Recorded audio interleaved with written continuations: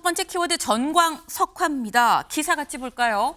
3대 특검에 조은석, 민중기, 이명현 지명했다. 내란 특검에 조은석, 이 김건희 특검에 민중기, 최혜병 특검에 이명현을 지명을 했다라는 거죠. 분명히 어제 국회에서 대통령실에 이 특검 추천안을 보낸 시각이 기자한테 민주당이 공표한 시각을 기준으로 보면 오후 3시입니다. 오후 3시에 보냈는데 근데 어젯밤 11시가 조금 넘어서 민주당에서 이런 알림 문자가 왔어요. 같이 볼까요? 오늘 밤 11시 9분자로 대통령실로부터 특검 지명 통보가 접수가 됐습니다. 내란 특검 조은석, 이 김건희 특검 민중기, 최혜병 특검 이명현. 네, 알립니다라는 내용인 거죠.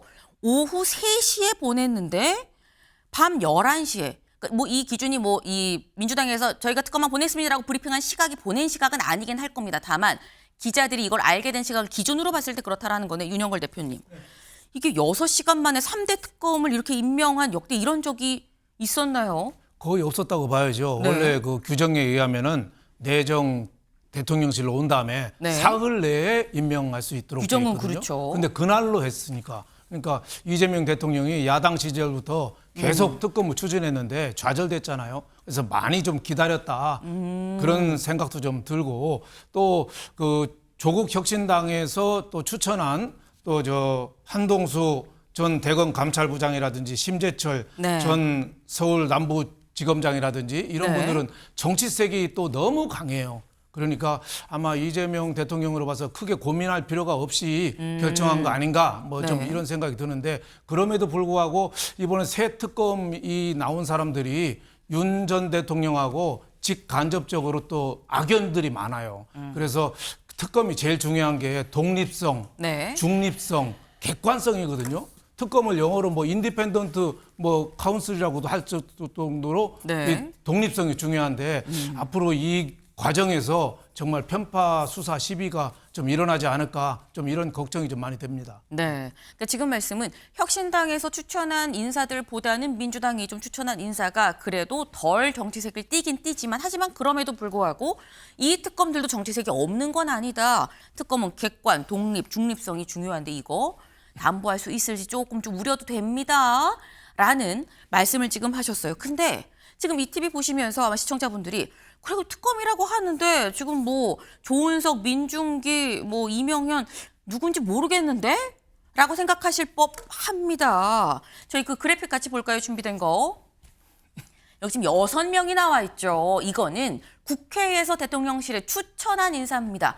민주당이 1명 그리고 혁신당이 1명씩 추천을 했죠. 내란 특검법은 민주당에서 조은석, 혁신당에서 한동수, 김건희 특검법은 민주당에서 민중기, 혁신당에서 심재철, 그리고 이 순직해병, 최혜병 특검법은 민주당에서 이윤재, 혁신당에서 이명현을 추천을 했는데 지금 이 최혜병 특검법만 혁신당이 추천한 이명현 후보가 된 거고요. 그리고 김건희 특검법, 그리고 내란 특검법은 모두 민주당이 추천한 인사인 조은석, 민중기가 됐다라는 겁니다. 네. 근데 아니, 소개를 해도 얼굴을 봐도 잘 모르겠어. 하실 법해요. 왜냐하면 자주 얼굴이 노출되는 정치인들이 아니기 때문에 모를 수 있습니다. 여기 지금 뭐 이 프로필을 봐도 어디 출신에 뭐 무슨 대학에 뭐 뭐를 했었고요라고 나오긴 하지만 뭐 고검장하고 뭐 그러니까 특검이 됐겠거니 싶으실 수 있어서 그래서 저희가 간략하게 다시 좀 프로필을 좀 준비를 해봤습니다. 이겁니다. 일단 내란 특검의 조은석 전 서울고검장 전 감사원장 이 직무대행을 했었고요. 세월호 참사 때 합동 수사 지휘를 했었습니다. 그리고 전현희 당시 국민권익위원장 관련해서 감사가 있었죠. 이때 이거 표적 감사 아닙니까? 라고 얘기하면서 좀 제동을 걸었었던 그런 사례가 있다. 지금 김건희 특검 민중기 전 서울중앙지법원장입니다. 우리법연구회 출신이고요. 문재인 정부 때 사법부 블랙리스트 의혹 관련해서 추가조사위원회 위원장을 맡았었습니다. 그리고 최혜병 특검의 이명현 전 국방부 고등검찰부장, 이 이회창 전 한나라당 당시 총재, 그때 병풍이라고 얘기를 했었죠. 장남의 병역비리 의혹을 수사했었던 게 바로 이명현 전 국방부 고등검찰부장이다. 아, 이거 했었던 사람들이구나라고 생각을 하실 수 있을 것 같아요. 근데 관련해서 지금 이 사람들 알긴 알겠는데 그래서 이 사람들은 이 특검을 뭐 어떻게 하겠다는 거야 생각할 수 있죠. 마침 조금 전에 조은석 특검이 입장을 내놨습니다. 그 입장 뭐라고 했느냐 같이 볼까요? 네, 사초를 쓰는 자세로 수사 논리에 따라 직을 수행하겠습니다라고 얘기를 했습니다. 최창일 교수님, 네. 사초를 쓰는 자세로라고 얘기를 했는데 이건 어떻게 해석을 해야 되는 걸까요? 사초라는 거는 그 과거 조선시대 때 실록을 만들기 위해서 그 사관들이 정말로 자신의 직을 걸고 거의 목숨을 걸고 하는 게 사초예요. 네. 사초라는 표현을 쓴 걸 보니까 아주 상당히 각오를 단단히 하는 것 같은데 저 세 사람의 이제 경력이 나와 있다 하더라도 우리 시청자분들이나 국민 여러분들께서는 썩 와닿지 않을 거예요. 정치인들이야 항상 언론에 보도가 되고 노출되니까 금방 아는데 저분들은 정치인들이 아니기 때문에 당연한 건데 이번에 저기 탈락한 그 한동수 전 감찰부장, 네. 대검 감찰부장이나 이게 이제 조국혁신당에서 추천했어요. 심재철 이 전 국장도 법무국장이었던 걸 기억하는데 이분들은 좀 이름이 많이 나왔던 분들이에요. 네. 근데 이 사람도 이제 탈락했어요. 워낙 이제 그 한동수 저기 이제 그 부장판사 전 수원지검 부장판사하고 네. 심재철 전 국장은 워낙 갈등이 심했어요. 윤 정부와. 아까 잠깐 그렇게 말씀하신 것처럼 그래서 이제 일부러 좀 배제를 한 것 같아요. 너무나 윤 정부하고 이 갈등이 심했기 때문에. 네. 다른 분들도 어쨌든 그 조은석 이번에 특검도 윤석열 전 대통령 부부의 그 관저 의혹과 관련해서 상당히 그 갈등이 있었던 인물들이에요. 그러니까 전체적으로 볼 때 이제 이른바 그 무색무취하다, 아주 중립적이다, 네. 라고 보기는 어려워요. 왜 그러냐면 어쨌든 윤석열 정부와 또 윤석열 정부 때 윤석열 검찰총장, 문재인 정부 때 윤석열 검찰총장과 갈등을 빚었던 인물들이거든요. 네. 6명이 다. 그러면서 볼 땐 그런 비판이 가능합니다만 이 특검의 성격을 보면 이게 내란 특검, 김건희 여사 특검, 최혜병 특검이에요. 대통령과 다 관련이 있어요. 그러니까 어느 정도의 그런 시각을 갖는 전 특검이 오히려 의미가 있다고 봅니다. 과거의 특검 같은 경우는 좀 다른 특검들이었어요. 대통령이나 대통령 부부 그리고 대통령 친인척과 직접적인 관련이 있는 특검들이 아니었다고요. 네. 그러니까 무색무취한 게 오히려 의미가 있었는데 이번에 같은 경우는 물론 무색무취하고 중립적인 게 중요하겠습니다만 워낙 이게 지금 이 내란 김건희 여사 최혜병 이런 상황들이기 때문에 이게 뭔가 나름의 관점이 있는 특검이냐 오히려 맞다고 봐요. 그래서 이 부분을 너무 중립적이지 않지 않느냐. 과거 정부나 또 과거 윤석열 검찰총장 때 네. 대립과 갈등을 빚었던 인물이 편파적이고 관점이 왜곡되지 않겠냐라는 일각의 우려가 있는 걸로 알고 있는데 저는 그거는 그렇게 볼 필요가 없다고 생각해요. 이건 오히려 분명한 관점이 있는 사람들이 특검이 되는 게 오히려 맞다 이렇게 생각합니다. 지금 최 교수님이 하신 말씀은 이거를 글쎄 좀 정치색이 좀 있다고 우려할 부분이 아니라 이 조선일보 기사 같이 볼까요? 이 다음 기사. 네. 조선일보가 오늘 이런 기사를 냈어요. 최소한 특검은 누가 추천을 하든 어쨌거나 무색무취 인사였었는데 요번엔 색도 있고 냄새도 있는 거 아닙니까? 한쪽에 좀 편중돼 있는 거 아닙니까? 라는 취지의 기사를 조선일보가 썼죠. 근데 아마 최 교수님이 요걸 보신 것 같아요. 그래서 요번에 무색무취하는 거 글쎄 요번엔 좀 사안이 다릅니다. 왜냐하면 전직 대통령 내외에 대한 거니까 좀 달라야 되는 게 오히려 맞는 것 같아요. 라고 지금 그렇게 말씀을 하셨는데 누가 추천하든 무색무취 인사여야 되는 거 아니겠느냐. 하지만 약간 색깔이 좀 있는 편이 오히려 맞는 거다. 이경미 변호사님. 사실 어제 이미 특검 후보 6명이 발표가 됐거든요. 관련해서 법조계에서는 어떤 얘기들이 좀 나왔을까요? 무색무취, 정치색이 있다, 어떤 얘기? 일단은 지금 특검 자체가 사실은 이제 그 장단점이 있는데 장점이라고 할 수 있는 부분이 아무래도 이제 국민적인 그런 관심사, 의혹이 있는 부분에 대해서 빠르게 어쨌든 공정한 시각에서 접근을 하는 게 장점이 될 수가 있고 네. 단점이라고 할 수 있는 부분은 이제 비용이 좀 많이 소요되는 부분이 있고 아무래도 이제 정쟁에 좀 이용될 수 있는 수단이 될 수 있다. 그래서 이제 정치적인 성격을 또 아예 배제를 할 수는 없을 것 같거든요. 사건 자체가 초유에 어쨌든 세 개의 특검이 동시에 가동되는 것도 너무나 이례적이기도 하고 네. 근데 그럼에도 불구하고 이렇게 또 이제 특검 후보자를 추천하는 부분에 있어서도 어쨌든 이게 어느 정도 이제 정치적인 성격을 띌 수밖에 없었던 이유는 이 특검 자체가 가지는 성격이 아무래도 이제 그동안에 계속해서 이제 정치적으로 이제 이슈가 되어왔던 그런 사안이 성격이다 보니까 네. 좀 어떻게 보면 완벽하게 이렇게 이제 무색무취의 그런 뭐 담당자를 좀 뽑기는 좀 쉽지는 않았을 것 같고 그 법상 어쨌든 뭐 후보자 추천 자체를 이제 뭐 민주당과 아니면 비교섭 단체 중에 이제 의석수가 가장 많은 단체에서 이렇게 추천을 할 수밖에 없다 보니까 네. 그 안에서 지명을 할 수밖에 없다 보니 결국 이제 어느 정도 이제 그런 색채를 띠는 사람이 이제 뭐 될 수밖에 없는 상황인데 어쨌든 이제 그런 뭐 논란이 있을 수는 있겠지만 그래도 이제 뭔가 균형성을 가지고 특히나 이제 전문성을 가지고 접근하는 게 필요할 것 같아서 네. 뭐 법 쪽에서는 뭐 아무래도 이제 그런 성격을 가진 사람이 될 수밖에 없는 그런 부분도 있긴 하지만 전문성을 가지고 앞으로의 수사 결과에서 그런 부분들을 좀 의혹을 해소를 해주고 뭔가 이제 국민들이 바라는 그런 시각에서 이제 접근을 해서 결과를 내준다고 한다면 아무래도 이제 그런 측면에서는 조금 더 이제 긍정적인 영향이 더 크다 보니까 좀 그런 부분들에 대해서 조금 더 이제 의미를 가져야 되는 게 아닌가 그렇게 해석을 하는 것 같습니다.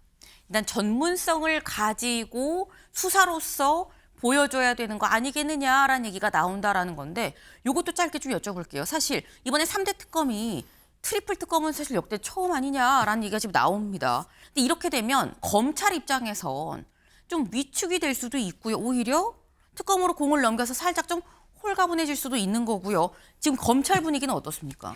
지금 경찰, 검찰은 특검이 가동이 되면 이제 모든 수사 기록을 넘겨야 될 의무가 있거든요. 그렇죠. 그래서 그동안에 사실은 이제 계속해서 문제가 되었던 부분들에 대해서 이제 뭐 수사를 해오지 않았던 부분들이 있고 그래서 그런 부분들에 대해서 지금 어떻게 보면 특검을 할 것이 예상이 되고 지금 실제 특검이 이제 진행이 되면서 수사의 속도를 내는 모습들을 계속 보이고 있습니다.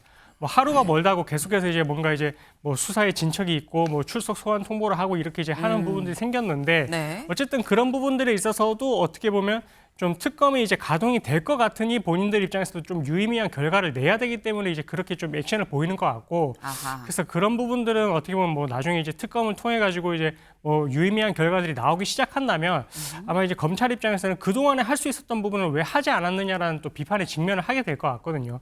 그래서 지금 단계에서는 뭔가 이제 특검에 넘겨서 홀가분하다기보다는 본인들이 할 수 있는 부분들에 대해서 적극적으로 매진해서 이제 그동안까지는 결과를 내는 그런 모습을 보여주는 게 본인들 입장에서도 그게 이제 입장이 낫다라고 생각을 하는 것 같아서 아마 그래서 수사에 속도를 내는 모습 보이지 않고 있나 이렇게 생각을 합니다. 네. 지금 이제 특검 수사가 본격화가 되면서 약간 본의 아니게 특검과 지금 현재 수사를 하고 있는 경찰, 검찰이 약간 경쟁적으로 좀 가는 면이 없잖아 있을 수 있겠다라 말씀하셨는데 윤영걸 대표님. 지금 민주당에서 검찰청 해체법을 내놨거든요. 국가수사위원회를 만들어서 거길 통해서 다 걸르고 네. 검사는 제대로 검사라는 신분도 아마 못 가질 그런 검사가 많게 될 정도 그렇거든요. 근데 특검을 파견한 사람이 120명이나 되는데 네. 그 사람들이 토사구팽 당할 게 뻔히 아는데 수사 열심히 하겠습니까? 저는 상당한 한계가 있다고 봐요. 너희들 특검 가서 열심히 해라. 네. 그 다음에는 아주 신상필벌이 있을 거다. 이래도 열심히 할까 말까 하는데 검찰청 없앨 거야. 수사권도 뺏을 거야. 기소청만 할 거야. 그러는데 특검 가서 그렇게 할 수 있을까요?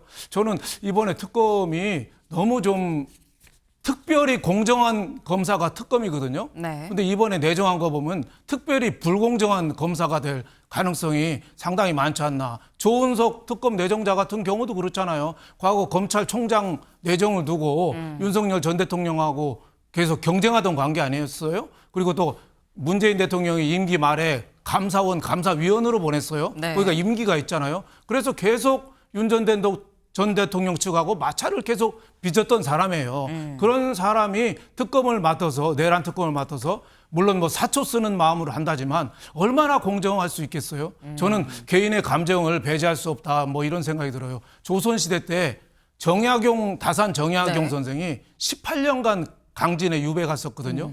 근데 그분이 정약용 선생이 암행어사 할 때 경기도 관찰사 하는 서용보라는 사람을 네. 그걸 비리를 문책했어요. 네. 네, 그래가지고 그 사람이 서용보라는 관찰사가 직위 해제가 됐었거든요. 그분이 다시 돌아와가지고 계속 정치 보복하는 통에 정약용 선생이 18년 유배 갔고 또 돌아와서 18년을 더 살았는데 그것도 관직에 복귀도 못해요. 이분 때문에.